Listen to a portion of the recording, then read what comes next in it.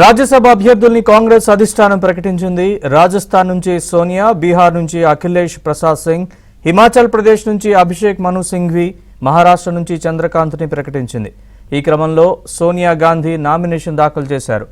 ఇక తెలంగాణ అభ్యర్థుల్ని త్వరలో ప్రకటించే అవకాశం ఉంది. రాజ్యసభ అభ్యర్థుల్ని కాంగ్రెస్ అధిష్టానం ప్రకటించింది.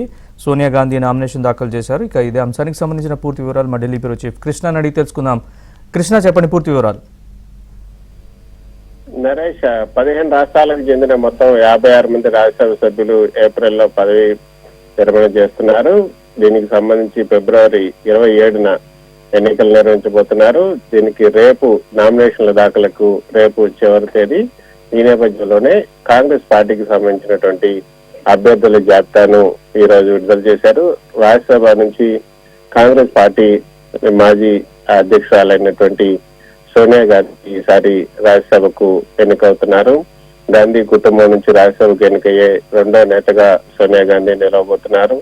1964 ఆగస్టు నుంచి 1967 ఫిబ్రవరికి కూడా మాజీ ప్రధాని ఇందిరాగాంధీ పెద్దల సభలో సభ్యులుగా ఉన్నారు. ఇప్పుడు రెండోసారి అదే కుటుంబానికి చెందినటువంటి సోనియా గాంధీ ఈసారి రాజ్యసభ ఎన్నికల్లో పోటీ చేయబోతున్నారు. సో 77 ఏళ్ల సోనియా గాంధీ 5 సార్లు లోక్సభ ఎంపీగా పనిచేసిన తర్వాత ఇప్పుడు ఎగువ సభలోకి ప్రవేశించడం ఇదే తొలిసారి.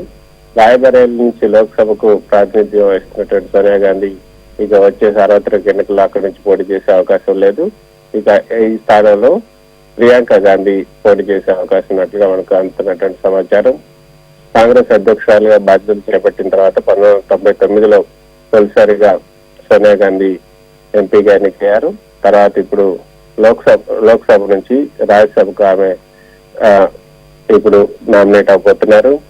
రాజస్థాన్ నుంచి ఖాళీ అవుతున్నటువంటి 3 రాజ్యసభ స్థానాలకు ఈ నెల 27న ఎన్నికలు జరగబోతున్నాయి. అందులో ఒకటి కాంగ్రెస్ కు దక్కే అవకాశం ఉంది.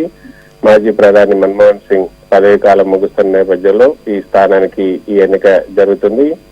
ఇక ఈ రోజు ఈ యొక్క అభ్యర్థుల జాబితాను, రాజ్యసభ ఎన్నికల్లో పోటీ చేసే అభ్యర్థుల జాబితాను కూడా పార్టీ విడుదల చేసింది.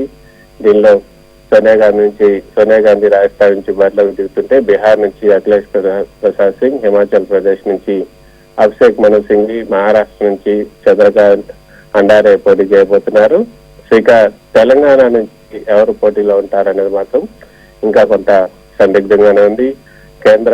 ఇక్కడ అధిష్టానానికి సంబంధించి జనరల్ సెక్రటరీ అయినటువంటి అజయ్ మాకన్ ఒక స్థానం ఇవ్వబోతున్నట్లుగా సమాచారం. అదేవిధంగా రేణుకా చౌదరికి కూడా ఈసారి అవకాశం దక్కే అవకాశం ఉన్నట్లుగా మనకు తెలుస్తుంది. సో తెలంగాణ నుంచి అజయ్ మాకన్, రేణుకా చౌదరులకి ఈసారి అవకాశం దక్కుతుంది అన్నట్లుగా పార్టీ హైకమాండ్ చెప్తుంది. దీనికి సంబంధించి ఈ రోజు సాయంత్రానికల్లా ఈ యొక్క పేర్ల జాబితాను విడుదల చేసే అవకాశం